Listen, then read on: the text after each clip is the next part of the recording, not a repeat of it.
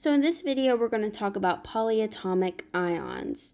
That's your topic, so that's what needs to go in the topic box. Your goal is I can write and name ionic bonds that contain polyatomic ions. And again, through videos, you can pause to where you can type everything in the boxes that you need and then move forward. So if it seems like I'm going fast, that's because I am planning on you guys pausing when you need to write things down so you can have all the time that you need. Okay, so you need to know that polyatomic ions contain two or more different atoms that act as one unit.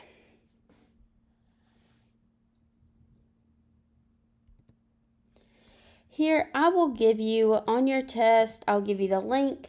If you're in person, I'll give you a copy. You will always have a list of the common polyatomic ions. So you do not have to have these memorized, but you will see some of them so often that you'll kind of get them in your mind anyway. So we will be coming back to this list in a second. So this list, actually, I'll go ahead and explain to you guys. You have the name, and then you have the compound, and they even give you the charge. So, for example, if you ever see the word chlorate, that's talking about ClO3 with a -1 charge. If you hear the word nitrate, that's talking about NO3 with a -1 charge. If you're ever given the compound ClO4 with a -1 charge, then you know that's perchlorate. So here you are given the name and the compound and the charge. Everything you'll need for polyatomic ions will be found on this sheet. So you notice a lot of these words either ended in ate or ite, and that has to do with the oxygen atoms. So ate contains an atom bonded to several oxygens, whereas ite has that one oxygen removed, but it has the same charge. There are a couple that don't end in ite or ate. That's hydroxide and cyanide. You'll just need to know those two, get familiar with those two since they don't end in ate or ite. So ionic compounds with polyatomic ions. For one, you don't mess with poly. Complex ions are grouped together and should not be separated. They basically are acting like an element. So they're acting like one, you can't mess with it, you can't take them apart. They are so strongly bonded. Since they come in groups, parentheses and subscripts are used. For example, if we need two sulfates, well, first we need to know what a sulfate is. So if we look at the polyatomic list, we'll find sulfates. Sulfate is SO4 with a -2 charge. So SO4 with a -2 charge. If we have two of them, we would put SO4 in parentheses and put the 2 on the outside. We don't mess with this number. We don't change the subscripts because we don't mess with poly. If you only have one, parentheses are not necessary, so you won't have to put parentheses there if there's only one of them. So how you name compounds with polyatomic ions. So for naming, the metal element is written first, and then the non-metal ion name. The only metal ion is ammonium, so that's the only poly that is a positive charge.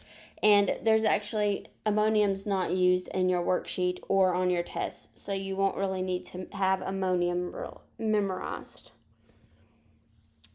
So poly practice. In your digital notebook, the very first practice page, you are actually only given polyatomic compounds. So you will look at your polyatomic sheet to find these answers. So for example, here you have CO3 with a -2 charge. You will look at your polyatomic list. You will find CO3 with a -2 charge right here. So your answer would just be carbonate. So if we were doing sulfate, or if they give you the name, then you look at the list. You'll find sulfate, which is right here. That's SO4 with a -2 charge. So you would put SO4 with a -2 charge. Command period for exponents Control comma for subscripts. If they give you the poly, you look at your list to find your name. ClO2 with a -1 charge. ClO2 with a -1 charge is chlorite. So that's what you would put for that example, chlorite. All right, so if you are given a compound, so that first practice page, that's just looking at the polys, they're not actual compounds. So the second page is where we get our compounds, where you have an element and a poly. So here you're given different examples of actual compounds that have elements plus the poly. So here we're going to do some examples. If they give you the name, here you have potassium nitrite. Well, we know potassium is K, and we find that charge by looking at the periodic table. So if we look at the periodic table for potassium, potassium is in this first column, so that would be a +1. So potassium has +1.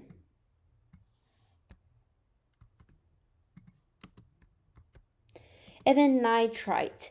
If this does not end in IDE, if it ends in ite or ate, then you know you need to look at the poly list. So let's find nitrite on the poly list. So nitrite is NO2 with a -1 charge. NO2 with a -1 charge.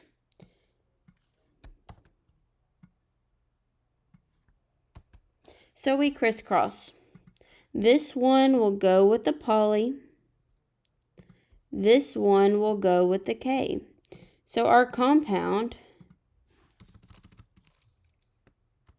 would just be KNO2 since they were both ones. Because remember, you don't mess with poly, so whatever that subscript was with poly stays the same. So let's do another example. Calcium chloride. So calcium is Ca. Let's figure out what charge calcium has.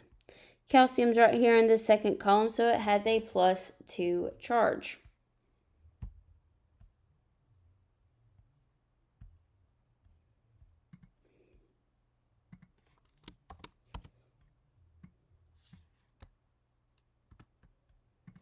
And then chlorate. Well, that ends in H, so we know we need to look at our poly list. So chlorate is ClO3 with a -1 charge. So ClO3 with a -1 charge. So now we'll need a crisscross. This 2 will go with the ClO3. This 1 will go with the Ca.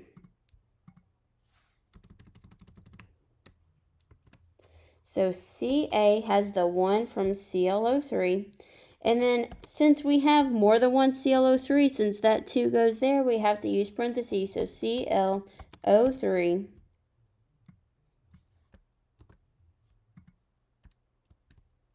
comma, or parentheses, and we have 2 of them.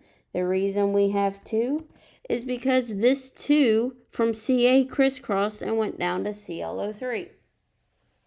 So that's how you go from the name to the compound. Now, if they give you the compound and you need to name it,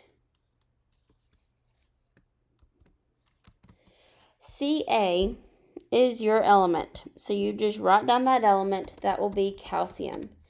CO3, since there's more than one element, we look at our poly list. So CO3, we find it. CO3 right here is carbonate. So we would put calcium carbonate.